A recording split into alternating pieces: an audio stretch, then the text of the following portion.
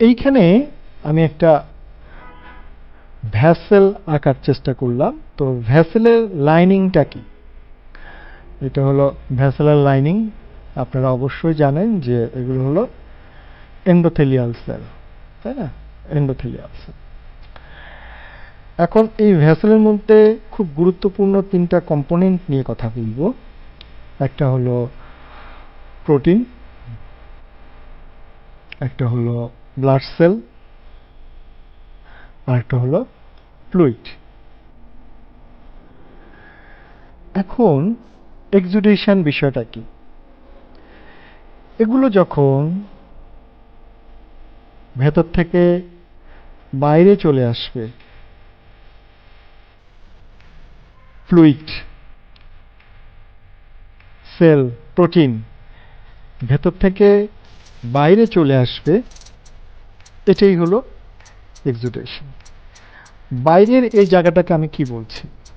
এটা বলছি interstitial space. কি বলছি? Interstitial space. ইন্টারস্টিশিয়াল স্পেসটা কি? বিটুইন টু সেল, মানে ইন্টার, বিটুইন টু সেলের মাঝখানে যে জায়গা, যেটাকে আমরা বলি ইন্টারস্টিশিয়াল স্পেস। এখন তাহলে ভ্যাসেল আর ভ্যাসেলের বাইরে যে ইন্টারস্টিশিয়াল স্পেস, এবং এই ফাঁকা জায়গাতে যদি ফ্লুইড জমা হয়, ফ্লুইড আসে, তখন এটাকে আমি বলি এক্সট্রাভাস্কুলার ফ্লুইড। এবং এই ফ্লুইডগুলো যদি এই ইন্টারস্টিশিয়াল স্পেসে জমা থাকে, তখন আমরা বলি ইডিমা।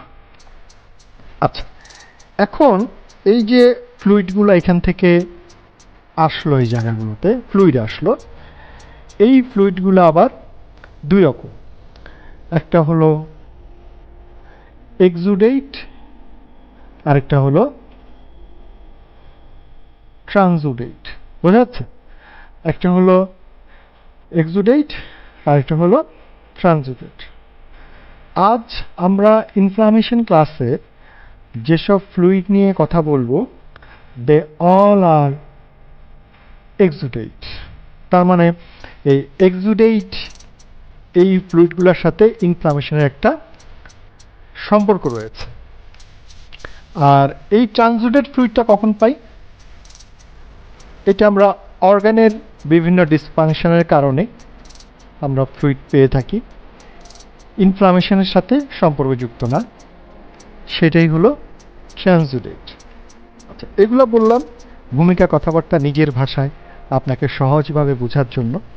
এখন আমরা যদি বইয়ের ভাষায় আসি, এই ভাষাটা তো আপনাকে জানতে হবে, কারণ পরীক্ষা তো আপনার নিজের ভাষা আসবে না, পরীক্ষা আসবে আপনার বইয়ের ভাষা। তো বইয়ের ভাষা এক্সুডেশন বিষয়টা কি? তিনটা কথা। একটা হলো fluid, protein, cell from vascular system to interstitial space, that is exudation. আচ্ছা, এখন আমি তার পরবর্তী কন্টিনিউশনে বলেছি আপনাকে, এখানে যে ফ্লুইডগুলো আমরা পাবো এদেরকে আমরা বলছি এক্সট্রা ভাস্কুলার ফ্লুইড। কি বলছি?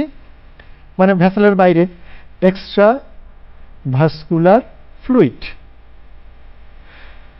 এক্সট্রা ভাস্কুলার ফ্লুইড মানে ভ্যাসেলের বাইরে ফ্লুইড দুই রকম, একটা হলো এক্সুডেট আর একটা হলো ট্রান্সুডেট। আর কি বলেছে? ইনফ্লামেশনে আমরা যা ফ্লুইডগুলো পাবো এগুলোকে বলবো এক্সুডেট, আর এছাড়া বাকি যে ফ্লুইডটা আছে সেটাকে আমরা বলছি ট্রান্সুডেট। এখন আমরা এই এক্সুডেট এবং ট্রান্সুডেট নিয়ে একটু কথাবার্তা বলব। কিরকম? এই এক্সুডেট মানেই আপনি সবসময় মনে রাখবেন এখানে সবকিছু বেশি।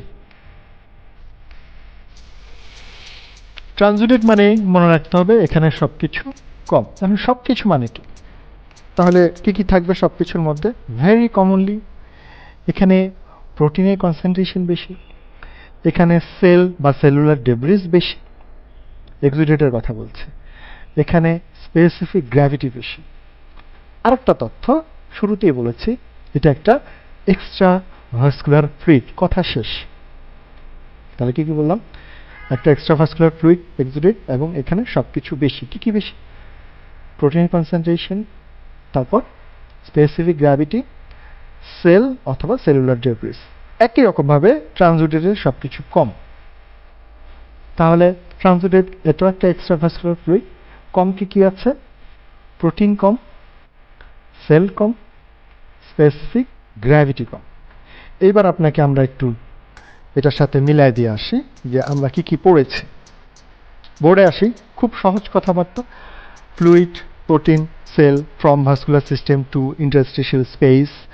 আচ্ছা, স্পেস। আচ্ছা, এটা কজ কি? ইনক্রিজড ভাস্কুলার পারমেবিলিটি, আর একটা হলো ইনফ্লামেটরি রিঅ্যাকশন। কার? এক্সুডেটের কথা বলছি।